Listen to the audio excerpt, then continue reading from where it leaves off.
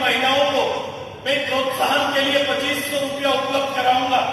ये सरकार का सबसे बड़ा एजेंडा चुनाव से पहले आता है। नहीं, सरकार को इस तरह की योजना लाने का हक है, इस तरह के योजना ये सरकार ला सकती है। मेरा प्रश्न यह है कि 18 से 50 तक लाने का तर्क सरकार को देना पड़ेगा कि 18 साल में पढ़ने वाली बच्ची, वो 18 साल में झारखंड में 18 साल की कोई लड़की होगी तो निश्चित रूप से वो कोई कॉलेज का हिस्सा होगी। कोई +2 कॉलेज में या ग्रेजुएशन करती हुई कोई हमारी कोई लड़की घर परिवार की लड़की ही होगी जो पढ़ाई कर रही थी। मैंने कहा कि 18 साल में उस बच्ची को क्या चाहिए, क्या सहयोग उसको चाहिए? उसको ट्यूशन का सहयोग चाहिए, अच्छे विश्वविद्यालय में पढ़ने का अवसर चाहिए, उनको पैसा चाहिए। अगर गरीब परिवार की बेटी है, उनके माँ बाप ये सुविधा नहीं दे पा रहे हैं, तो आप उनको हेल्प करने का काम करिए, उनको ये सुनिश्चित करिए कि उनकी पढ़ाई कैसे बेहतर हो पाए, उसको पढ़ाई के लिए हम कैसे सहयोग कर पाए। अगर आपका दिया हुआ फंड ये डेलीकेट करता कि ये पढ़ाई के लिए आपको दिया जा रहा है, तो मुझे लगता कि आपने इसके लिए उनको दिया है और इसका पैसा केवल उनके ट्यूशन खर्च पर जाता, इसका पैसा उसके कॉलेज खर्च करने पर जाता, इसका पैसा उसके कॉलेज के एडमिशन पर जाता या आने जाने में खर्च पर जाता, किताब पर खर्च कर जाता। आपने इसको कभी भी चिंतित नहीं किया। आप अगर इसको 40 साल के बाद में गृहिणी के रूप में उन्हें सहयोग देने का निर्णय लिया है, तो एक गृहिणी की जो आवश्यकता है, एक घर परिवार चलाने वाले की जो आवश्यकता है, आप उसको डेलीकेट करते, ये फंड उनको इस काम के लिए दिया जा रहा है, ये सुविधा के लिए दिया जा रहा है। आपने फंड को कभी भी सुनिश्चित और चिन्हित करने का काम नहीं किया है। चुनाव के पूर्व सरकार का आदेश रहा, सरकार के मुखिया और उसका परिवार बड़े बड़े चौपाल लगाए गए, जैसे कि महिलाओं को, गांव की महिलाओं को बुलाया गया। मुझे अच्छा लगा कि एक नए ड्रीम को तैयार किया जा रहा है, एक नए सपनों को तैयार किया जा रहा है। लोग आए, बैठे, तो बैठने के बाद सरकार के मुखिया और उसके परिवार ने कहा कि इस राज्य की सारी मुखिया, सारी महिला मुखिया के लिए, सारी महिलाओं के लिए हमने एक योजना खोला है। ये महिलाओं को समृद्धि देने का काम करेगा, सम्मान देने का काम करेगा। मुझे अच्छा लगा मंच पर खड़ा होकर अगर इस आधी आबादी को सम्मान देने का फैसला सरकार कर रही है तो एक अच्छी पहल होगी। लेकिन तुरंत चुनाव के बाद अचानक उसी सरकार का फरमान आता है, उसी सरकार का फरमान आता है कि ये योजना में त्रुटि है, इस योजना में कमी रह गया। सरकार नया सर्कुलर तैयार करती है और सरकार कहती है कि 5.5-6 लाख महिलाओं का नाम काटा जाएगा क्योंकि वो जोगी नहीं पाई गई। भाई, चुनाव से पहले योग्य और चुनाव के बाद अयोग्य। सरकार कोई भी योजना लाती है तो ये समझ कर लाती है कि इन योजनाओं का लाभ किसको मिलेगा, ये योजना कहां तक जाएगा। लेकिन चुनाव के बाद ये योजनाओं का प्रारूप बदल जाता है और 6.5 लाख महिलाओं को हटा दिया जाता है। मैं सरकार के मुखिया से पूछना चाहता हूं, ये 6.5 लाख महिलाओं का जुटान केवल वोट के लिए हुआ था, मतदान कराने के लिए हुआ था?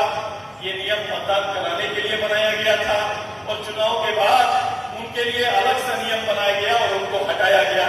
यही बात खत्म नहीं होती है। आप सभी लोगों को पता है ये योजना उधारी में चल रहा है, पता है नहीं? जाओ उसको देखो और कलाकारी कर रहे हैं सरकारी पदाधिकारी। मैं सिस्टम को समझता हूं, मैं जानता हूं कि इनकी कलाकारी कहां चलती है। इनकी कलाकारी चल रही है जांच के नाम पर। जिला के अंदर, अगर बोकारो के अंदर 4 लाख महिला अगर जीवित है तो इन्होंने क्या किया है कि महीना 2 लाख महिला को तो अगला महीना 3 लाख महिला को देना है। ये ब्लॉक के अंदर भी चल रहा है। ब्लॉक के अंदर भी कुछ महिलाओं को ये महीना और 25 महीना को अगला महीना देंगे ताकि लोगों को ये लगे कि मिल तो रहा है, अगला महीना नहीं है तो अगले महीना आ जाएगा। ये इस तरह करके लोग बांटने का काम कर रहे हैं। ये चल रहा है। मतलब क्या है? सरकार संसाधन जुटा नहीं पा रही है। हमने पहले भी कहा था कि सरकारों को रेवड़ी बांटने का अधिकार नहीं देना है। 6 महीना पहले ये नियम बनना चाहिए। सरकार कोई योजना ला रही है तो लाने का तो अधिकार सरकार को है, लेकिन इलेक्शन ईयर में कोई योजना नहीं आना चाहिए, नहीं तो वो चुनावी चारा के रूप में माना जाएगा। और यही गलती लगातार हो रहा है और सरकारी संसाधन का दुरुपयोग हो रहा है। अब मूल्य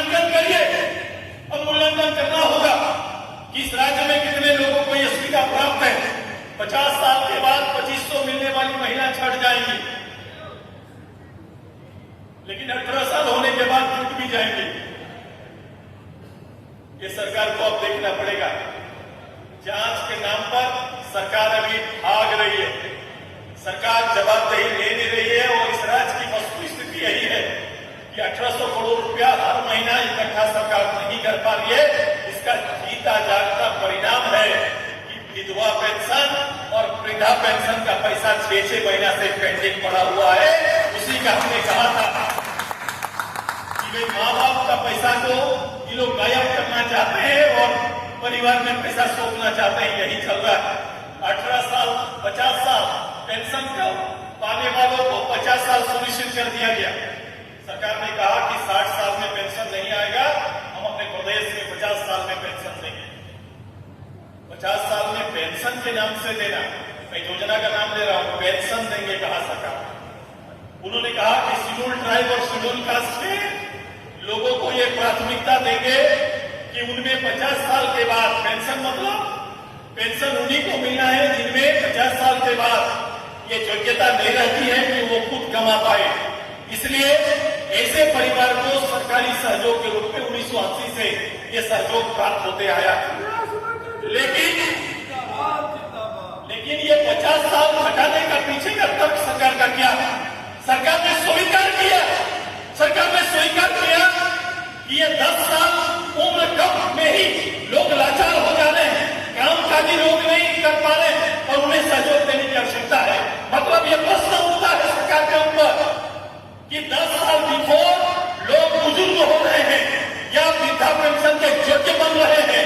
अगर ऐसा हालात है तो सरकार के स्वास्थ्य विभाग को चुनौती है कि सरकार का स्वास्थ्य विभाग काम क्या कर रहा है, इसका स्वास्थ्य कैसे गिर रहा है, ये क्यों नहीं सफल होकर 50 साल में काम कर पा रहे हैं। और ये मापदंड केवल झारखंड सरकार को कैसे पता चल रहा है, भारत सरकार को क्यों नहीं पता?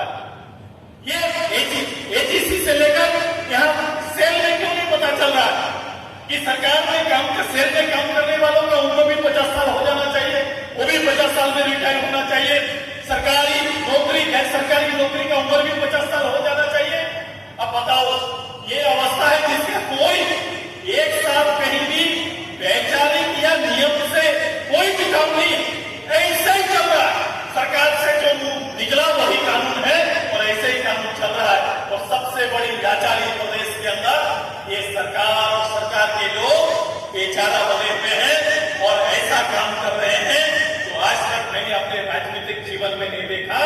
अब सरकार में बैठे सबसे निचला मुलाजिम, जो पंचायत में बैठने वाला पंचायत सेवक, वहां बैठने वाला कर्मचारी, वहां बैठने वाला सीओ, बीडीओ, डीसी, एसपी, ये सारे लोग अब सरकारी काम इनकी प्राथमिकता में नहीं है। जिला के अंदर इनकी प्राथमिकता अब क्या बना हुआ है, आप बोलिए क्या बना हुआ है? एक वीडियो कसमान किस लिए गया, बता दो हमको आज के दिन में। क्या यह जवाबदेही है कि कसमान के अंदर सरकार की चलने वाली योजनाओं को निर्धारित रूप से जो आंकड़ा तय किया गया या मानक तय किया गया है उन्हीं को पहुंचाया जाए? इसके लिए प्रखंड विकास पदाधिकारी वहां पहुंचे हैं क्या? सर्कल अफसर वहां पहुंचे हैं कि जमीन संबंधी सारे विवाद को सलटा देंगे और सही लोगों को न्याय देंगे, समय पर दाखिल खारिज करेंगे, समय पर रसीद काटेंगे? इसके लिए पहुंचे हैं क्या? ये काम हो रहा है क्या, बताइए? ये डीसी कार्यालय में ये काम हो रहा है क्या? मैंने तो लाट साहबी व्यवस्था देखने लगे। मैंने डीसी एसपी को अपने जो ऑफिस कल्चर है ये बदल चुका है, आप इसे सेवक नहीं कर सकते। मैं उस समय बहुत ज्यादा इस व्यवस्था में लज्जित होने का अवसर मिलता है जब तथाकथित विधायक, एमपी, ये सारे लोग जिला के अंदर जब पदाधिकारी का बदलाव होता है तो गुलदस्ता लेकर वहां पहुंचते हैं और मैं आपका स्वागत करता हूं, ये तरह का फोटो खिंचाते हैं। अरे ये चुप हो गया। 5 लाख 10 लाख लोगों के बीच से उनकी आस्था को जीत कर आने वाला विधायक, 20 लाख लोगों के बीच में आने वाला सांसद, अब बताओ जाके नतमस्तक हो जाते हैं कि आप मेरे जिला में आए हैं, गुलदस्ता लीजिए, बहुत बहुत स्वागत है। अब बताओ उसके बाद जनता का क्या रह जाता है? उसके बाद जनता का रह क्या जाता है? मैं ये बात इसलिए कर रहा हूं मैं मुल्क इसकी व्यवस्था करने की तैयारी करता था कि सुरेश महतो ने एक अदना आदमी के लिए इंस्पेक्टर और दरोगा को खड़ा करने का निश्चय किया था और मैंने इस काम को किया, इस काम को अंजाम दिलाया। लेकिन आज के दिन में क्या चल रहा है? पूरी आज की व्यवस्था कहां चल रही है और किस पर नींव हो गई है? भाई ये सिस्टम चल रहा है और इस सिस्टम में नीचे भी लोग इसी तरह से काम कर रहे हैं। ये पूरा लोकतंत्र का, ये पूरी व्यवस्था का एक ऐसी अराजकता की व्यवस्था, ऐसा मर्यादा का हनन मैंने जीवन में नहीं देखा था। मैं बोकारो और आप सभी से अपील करने आया हूं, ये मात्र जिंदाबाद करने का या संगठन के बारे में चर्चा करने का विषय नहीं। ऐसी चुनौती हमारे सामने खड़ी, ऐसी विकराल परिस्थिति खड़ी, इस परिस्थिति का सामना करने के लिए फिर से गांव-गांव को जोड़ना पड़ेगा, गांव की चौपाल पर आपको जाना पड़ेगा और आपको वर्तमान सिस्टम की चर्चा करनी पड़ेगी। ये सिस्टम क्या है, ये लोकतंत्र क्या है और लोकतंत्र पर हम कहां हाशिए पर खड़े हैं, इसकी चर्चा आपको करनी पड़ेगी। एक बड़ी लड़ाई का आह्वान करने के लिए और आपका साथ मांगने के लिए सुरेश महतो आपके बीच में आदरणीय सांसद चंद्रप्रकाश चौधरी जी को हृदय से बधाई देता हूं कि इन्होंने अपनी नैतिक जिम्मेदारी का पालन करते हुए कोयलांचल की इस धरती में लगातार संघर्ष कर रहे हैं, तो मैं अपनी ओर से बधाई देता हूं, धन्यवाद देता हूं। ये उस समय संघर्ष कर रहे थे जब पूरी चीजें बटी हुई है, गांव के लोगों को भी खोराकी के नाम पर उनकी एकता को भी अलग कर दिया गया, उनकी ताकत को चिन्हित करने की तैयारी चल रही है। कुछ लोगों को पोषक बनाया गया है और पोषक लोगों के द्वारा उनके लड़ाई को कमजोर किया जा रहा है और वहीं पर एक तरफ क्रांति के नाम पर भ्रांतियां चल रही है। मैंने लोगों को बड़े मंचों से चिल्लाते हुए देखा, चिल्लाना गलत नहीं है, एक अवसर है और इसको तो स्वागत करते हैं, लेकिन ध्यान रहे जिस पद और गरिमा को हमने स्वीकार किया या जो लक्ष्य को हमने स्वीकार किया, वहां पर आपको एक बड़ी जवाबदेही और जिम्मेदारी है। ये कोई सीखने सिखाने का मंच नहीं, बल्कि इतने लोगों की जवाबदेही का मंच है, इसे समझना पड़ेगा। मैं अपने लोगों को, मैं अपने यूथ को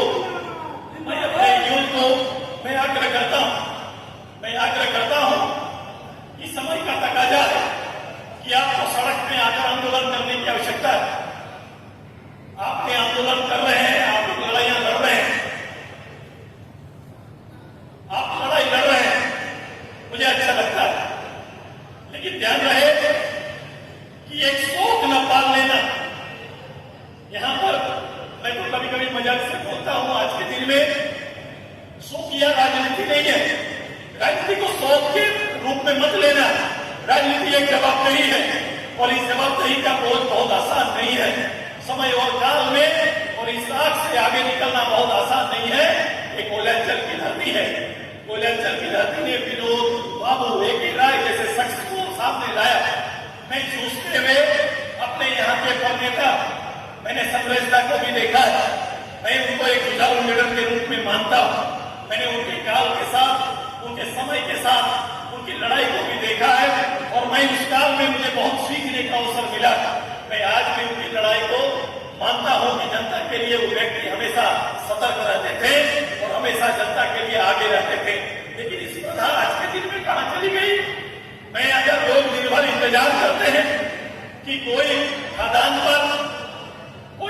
पर किसी मजदूर, किसी परिवार का मांग अगर गुजर जाए तो लोग वहां अचानक जल्दी पहुंचते हैं। मैं देखा पहुंचते हैं वहां पर और दाम दौड़ी तय होता है कि कौन कितना दाम दौड़ी कर पाएगा। फलना पार्टी 20,000, 20 लाख, फलना पार्टी 25 लाख, इस तरह से काम चलने का काम हो रहा है। बताओ, ये तो नियम होना चाहिए, ये तो कोई नीति होना चाहिए। बिना नीति नियम का चल रहा है और वहीं पर दबदबा दिखाने का अवसर लोग दिखाते हैं। सभी पार्टियों के नेता एक जगह आते हैं और आने के बाद भी विषय कौन हो जाता है। मैं इसी धरती पर आया था, मैं कुछ दिन पहले विस्थापितों की एक लड़ाई लड़ी जा रही थी और उसमें लाठीचार्ज हुआ प्रशासन की ओर से।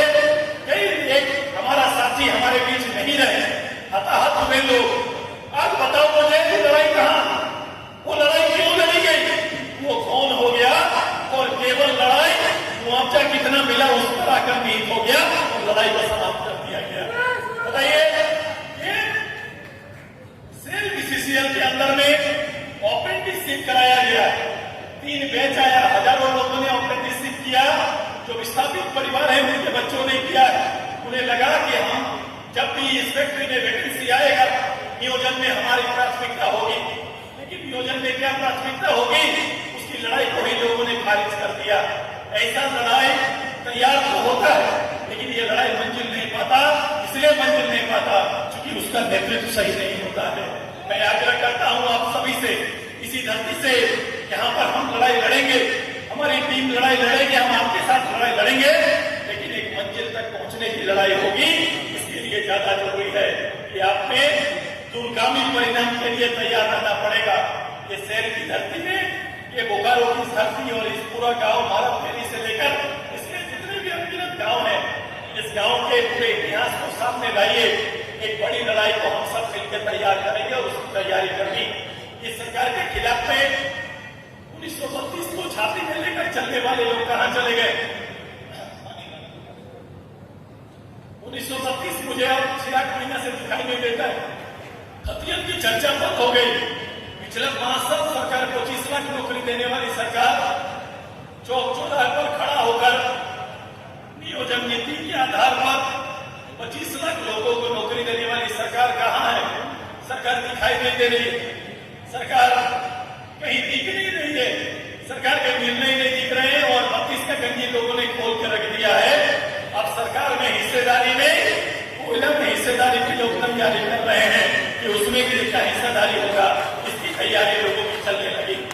अब बताओ, ये परिस्थिति राज्य की राजनीति का, हमारे कोयलांचल की राजनीति का है।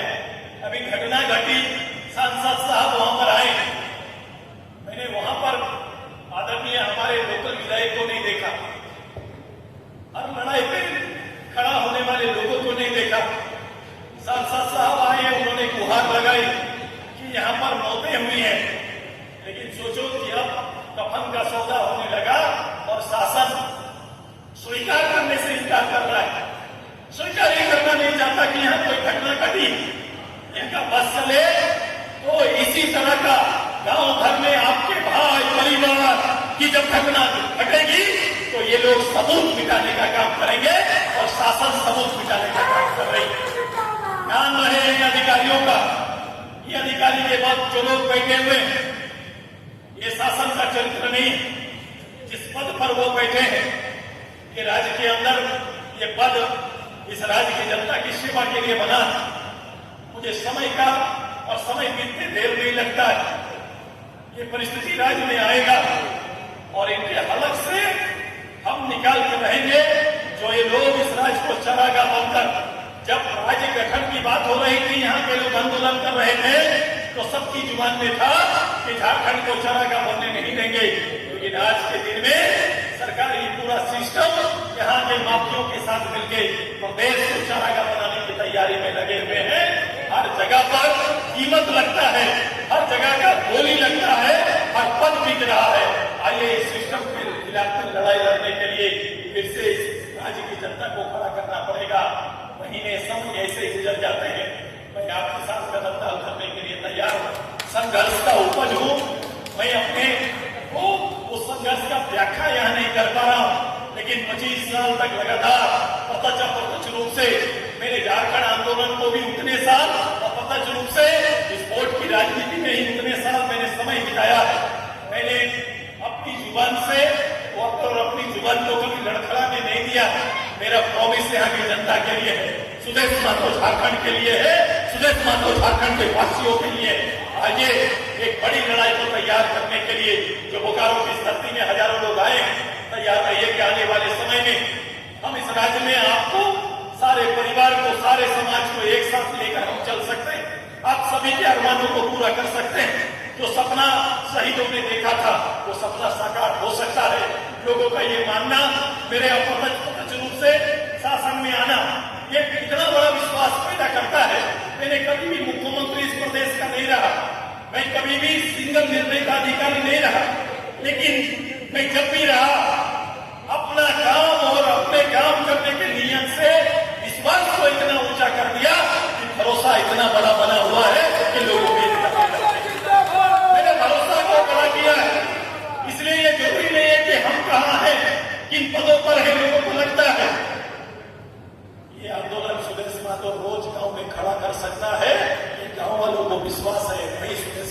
सोचा है। अगर गांव को ये ताकत, ये विश्वास ही हमारा ताकत है, ये पार्टी का विश्वास ही ताकत है।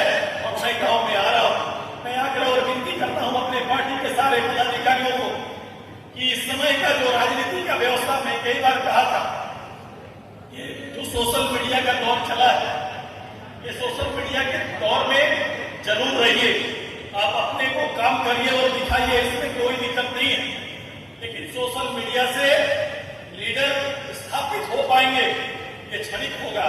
मैं सोशल वर्कर होंगे तो ये स्थायी लीडर आएंगे, ये स्थायी लीडर हो सकते हैं। सोशल वर्कर बनने का काम करिए और सोशल वर्कर जिस दिन बनेंगे, अस्थायी रूप से झारखंड की जनता, चाहे वो गांव का नेतृत्व करेंगे, पंच पंचायत का नेतृत्व करिए, लोग स्थापित आपको करते रहेंगे। मेरी लड़ाई की तैयारी अब प्रारंभ होती है। आज सोचो, आज खेती बाड़ी का दिन है, महिलाएं खेत में लगी हुई है, नौजवान खेत संभालने में लगे हुए हैं। आप जो राजनीतिक खेती कमजोर न पड़े, इसके लिए आज इस हॉल में भी आज आप लोग आए हैं, ये राजनीति का हमारा खेती कमजोर न पड़े, ये ज्यादा जरूरी है। तो आइए, तैयार है सभी लोग, बड़ा इत्मीनान से, बड़ा धैर्य के साथ इस राजनीति को आगे हम सब मिलकर बढ़ाएंगे। नहीं एक एक गांव चौराहे के लोगों को उनसे संवाद और उनको सुनने का काम करेंगे। जितने भी इसके बाद कार्यक्रम बोकारो से भी धन्यवाद में है, वहां के लोगों का आग्रह, फिर गिरिडीह और पूरे राज्य में भ्रमण का कार्यक्रम चलेगा। मैं प्रत्येक ब्लॉक में आने की तैयारी कर रहा हूं। प्रत्येक ब्लॉक में हम जाएंगे, आपके साथ बैठेंगे, गांव वालों के साथ बैठेंगे। मेरा मानना है कि पर्याप्त है, कोई रास्ता ही मिलेगा। पंच पंचायत की आज की हालत क्या है, मेरा समूह का हालत क्या है, इस सरकार के दर्दों को साझा करेंगे और इस दर्द से आगे निकलने का हम सब मिलकर काम करेंगे। ये राजा राजवाड़ की सरकार नहीं है, ये राजा राजवाड़ बनाने की सरकार नहीं है। आइए, ये जनता जनार्दन की सरकार हो और जनता जनार्दन के हित में हम सब मिलकर काम करें। ये तैयारी हम सब मिलकर करेंगे, यही आग्रह करते हुए फिर से हजारों की तादाद में बोकारो की इस धरती में आज फिर से पार्टी के विचारधारा के साथ जो लोगों ने योगदान दिया, मैं आपको आभार व्यक्त करता हूँ। उम्मीद करता हूँ कि आने वाले 4 साल हमारे साथ कदम उठान करेंगे, इस प्रदेश के निर्माण में और नवनिर्माण में अपना योगदान सुनिश्चित करेंगे। इसी शब्दों के साथ आप सभी को बहुत बहुत धन्यवाद।